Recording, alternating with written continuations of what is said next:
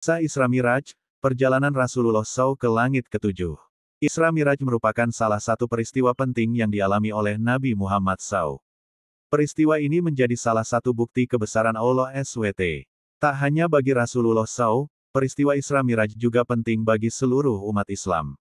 Sebab, dalam peristiwa ini Nabi Muhammad SAW mendapatkan perintah sholat dari Allah SWT. Ingin tahu kisah Isra Miraj? Simak pembahasannya secara lengkap dalam artikel ini. Isra Miraj adalah peristiwa perjalanan Rasulullah SAW dari Masjidil Haram menuju Masjid Al-Aqsa. Kemudian Nabi Muhammad SAW dibawa ke langit ketujuh untuk diperlihatkan sebagian dari kebesaran Allah SWT. Beliau juga mendapat perintah sholat 5 waktu dari Allah SWT. Perlu diketahui, Isra Miraj merupakan penggabungan dua peristiwa. Isra dimaknai dengan perjalanan malam hari yang dilaksanakan Rasulullah SAW dari Makkah menuju Baitul Maqdis Masjid Al-Aqsa. Sementara itu, Miraj merupakan peristiwa di mana Allah SWT mengangkat Nabi Muhammad SAW dari Masjidil Al-Aqsa melewati langit ketujuh menuju Sidratul Muntaha.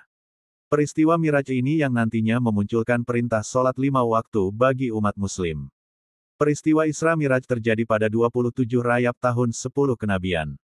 Kala itu, Rasulullah SAW sedang berbaring di kamarnya, lalu tiba-tiba malaikat Jibril, Mikail, dan Israfil mendatanginya.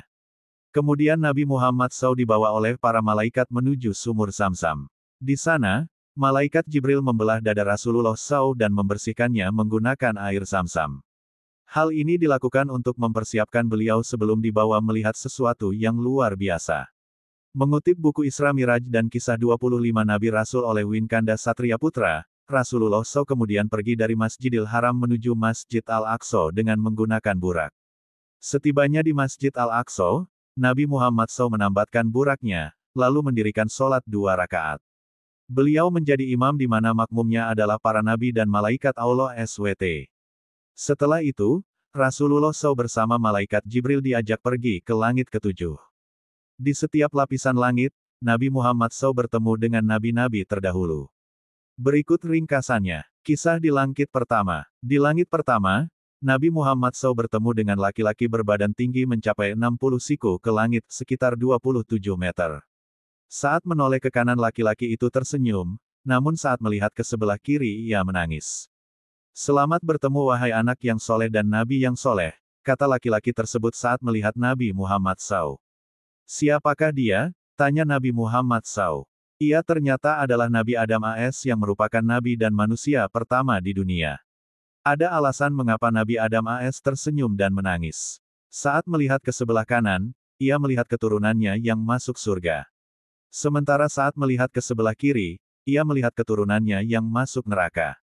Kisah di langit kedua. Saat tiba di langit kedua Nabi Muhammad SAW bertemu dengan Nabi Yahya AS dan Nabi Isa AS. Di sana, Rasulullah SAW disapa, "Selamat datang wahai saudaraku yang saleh." Kisah di langit ketiga. Setibanya di langit ketiga, Nabi Muhammad SAW bertemu dengan Nabi Yusuf AS. Saat itu, Rasulullah SAW mengatakan bahwa benar ia telah diwarisi setengah kegagahan dunia. Kisah di langit keempat. Di langit keempat, Rasulullah SAW bertemu dengan Nabi yang pertama kali menulis menggunakan pena dan menjahit pakaian, yaitu Nabi Idris AS. "Selamat datang saudaraku, Nabi yang saleh," sambut Nabi Idris AS kepada Rasulullah SAW. Kisah di langit kelima. Sesampainya di langit kelima, Rasulullah SAW kemudian bertemu dengan Nabi Harun AS. "Selamat bertemu wahai Nabi yang saleh dan saudaraku yang saleh," ucap Nabi Harun AS. Kisah di langit keenam. Di langit keenam Rasulullah SAW disambut oleh Nabi Musa AS. "Selamat bertemu wahai Nabi saleh dan saudaraku yang saleh," kata Nabi Musa AS. Kisah di langit ketujuh. Setibanya di langit ketujuh, Nabi Muhammad SAW bertemu dengan laki-laki tua yang sedang bersandar di Baitul Maqmur.